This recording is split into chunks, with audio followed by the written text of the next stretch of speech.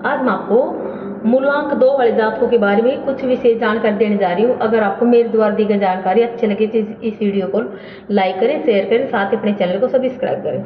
तो अंक ज्योतिष का द्वितीय मूलांक 2 है, जो चंद्र ग्रह के द्वारा संचालित होता है। चूंकि चंद्र ग्रह स्वयं घटता बढ़ता रहता है, तो इस अंक से संबंधित व्यक्ति की स्थिति के तो कहने क्या होते हैं। समुद्र में आता हुआ ज्वार भाटा भी चंद्रमा के कारण होता है, यही भूगोल और विज्ञान ने स्वीकार भी किया है। इस अंक की स्थिति को आप निम्नलिखित उदाहरण से शीघ्र समझ पाएंगे। एक लता अर्थात बेल होती है, जिसका नाम सोमलता है। इसका वर्णन ऋग्वेद में अष्टक पहला मंडल 1 अध्याय 1 अनुवाद 1 के द्वितीय सूक्त में प्रथम मंत्र में ही आता है। इस सोमलता के विषय में भाव प्रकाश कहता है, सोमवल्ली सोमलता सोमक्षरी द्विज प्रिया सोमवल्ली त्रिदोष धनी कटुस्तिकता रसायन। इस श्लोक में इसके नाम तथा गुणों का वर्णन है। सुश्रुताचार्य, चरक आदि ने भी इसकी विस्तृत चर्चा की है, परंतु इसके दर्शन नहीं हुए। चरक कहता है कि सोम नामक एक लता है, जिसके 15 पत्ते होते हैं। यह लता चंद्रमा की भांति शुक्ल तथा कृष्ण पक्ष में घटती तथा बढ़ती रहती है। इस लता के विषय में मैंने भी खोज की तो निम्न वर्णन सुनने में आया कि इस लता की टहनी में शुक्ल पक्ष में प्रति दिवस एक नया पत्ता निकलता है, और इसी भांति इस क्रिया के होते होते पूर्णिमा को 15 पत्ते हो जाते हैं। अब कृष्ण पक्ष प्रारंभ होता है तो इसका प्रति दिवस एक एक पत्ता घटता चला जाता है, और अमावस को सभी पत्ते समाप्त हो जाते हैं। मूलांक 2 पर चर्चा करने से पहले इसी लता पर थोड़ा विचार करते हैं। शुक्ल पक्ष में चंद्र प्रति दिवस बढ़ता है और पूर्णिमा के बाद यह घटता है। इस भांति समझने पर सोमलता का चंद्र के साथ प्रबल आकर्षण समझ में आता है। घटने बढ़ने की क्रिया चंद्र की अपनी विशेषता है, और यही विशेषता भावुकता का रूप ग्रहण करके मूलांक 2 के अधीन आए लोगों में पाई जाती है। जिनका जन्म 2, 11, 20 और 29 तारीख को हुआ होता है, उनका मूलांक 2 होगा। आप शांति प्रिय व्यक्ति होते हैं, स्वभाव से शंकालु होते हैं, और दूसरों के दुख दर्द को अपना समझकर परेशान हो जाना इनकी बहुत बड़ी कमजोरी होती है। आपके मन पर चंद्र की गहरी छाप होती है। संभवतः यही कारण है कि आप मानसिक रूप से तो अत्यंत सशक्त हैं, परंतु शरीर मजबूत नहीं होता। चंद्र ग्रह स्त्री ग्रह माना गया है, अतः आप में यह गुण में भरपूर पाया जाएगा। आप अत्यंत कोमल स्वभाव के होने के कारण अत्यधिक दयालु होते हैं। आप न्यायशील होते हैं। आपका प्रत्येक कार्य विश्वसनीय होता है, परंतु इसे आपका दुर्भाग्य कहा जा सकता है कि आपको व्यंग्य बाणों की वर्षा का सामना भी करना पड़ता है। आप कुछ समय के लिए हताश भी हो जाते हैं, जो कि परंतु फिर से अपने दैवी स्वभाव के कारण आप समाज में कर्म पथ के क्षेत्र में उतर जाते हैं। आपके द्वारा किया गया प्रत्येक कार्य सोच विचार की कसौटी पर परखा हुआ होता है। इसी कारण आप अपने सिद्धांत को फलीभूत कर पाते हैं। इस अंक के ग्रहराज चंद्र का स्वभाव सौम्य और शांत होता है, और यही गुण आप में पाया जाता है।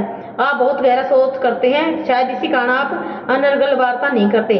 आपकी बातों में सच्चाई और अनुभव का गहरा मिश्रण मिलता है। आपको मितभाषी कहा जा सकता है। आप सरल और सच्चे हृदय वाले व्यक्ति होते हैं। आप में आडंबर नाम मात्र को भी नहीं होता।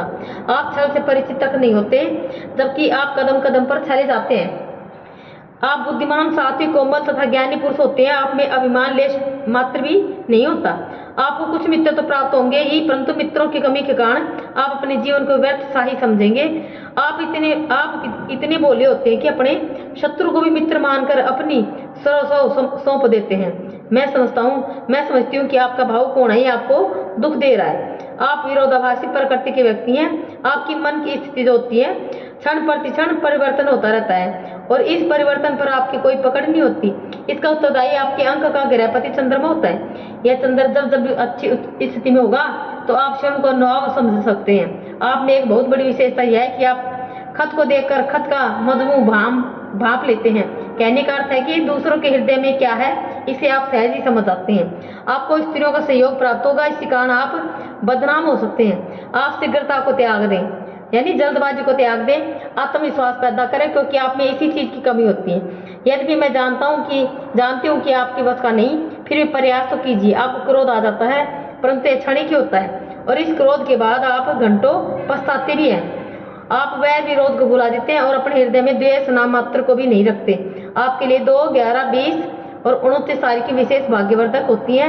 इसी भांति रविवार, सोमवार तथा शुक्रवार आपके लिए विशेष शुभदायक दिवस होते हैं। यदि इन दिनों में उपरोक्त अंकों की तारीखें पढ़े तो बहुत ज्यादा उत्तम रहता है। आप ग्रहराज चंद्र के द्वारा संचालित है, अतः आपको मोती रत्न, जिसे पर्ल भी कहते हैं, चांदी की अंगूठी में शुक्ल पक्ष दिनों में उपरोक्त संयोग देखकर दड़वाएं और शिवालय में जाकर शिव जी के दर्शन करके इस अंगूठे को धारण करें। मोती भूमि से प्राप्त नहीं किया जाता, अपितु सीप में इसका जन्म होता है। सितारे की भांति चमकदार, गोल, चिकना और भारी मोती सबसे बढ़िया होता है। इस रत्न को धारण करने से भावुकता पर नियंत्रण हो जाता है। आपकी प्रकृति वात और कफ प्रधान होती है, अतः आप में चिड़चिड़ापन, स्नायु दुर्बलता, साहस की कमी, दृष्टि की कमी आदि रोग हो जाने से संभव है। अतः आपको खमीरा, मखारीद का सेवन करना चाहिए। आप चाहें तो मोती का भस्म का सेवन भी कर सकते हैं। इन सब के प्रयोग से हृदय, मस्तिष्क, स्नायु, मर्दाना शक्ति को बल प्राप्त होता है और आप कई भयानक रोगों से बच जाएंगे। आपको जीवन में सफल होने के लिए आपके लिए चंद्रमा का लाभदायक स्थिति में रहना अत्यंत आवश्यक होता है, क्योंकि जो स्थिति आकाश मंडल में चंद्र की होगी उसी के अनुसार आप स्वयं को भी देखेंगे। आप अब विचार रही हैं कि यह ग्रह तो प्रतिदिन घटता बढ़ता है और 2.5 दिन में ही अपनी यात्रा पूरी करके आगे बढ़ जाता है। यहाँ पर आपको इसके मित्र सूर्य से लाभ उठाना पड़ेगा। चंद्रमा की अपनी राशि कर्क है और इस राशि में जब भी सूर्य भ्रमण करेगा बस सही समय आपके लिए अनुकूल होगा। अतः आप सदैव स्मरण रखें कि कर्क राशि में 21 जून से 20 जुलाई तक का समय आपके लिए उचित होता है। सूर्य का मिथुन राशि में भ्रमण भी आपको लाभ देता है। अतः 21 मई से 20 जून तक के समय का सदुपयोग करें।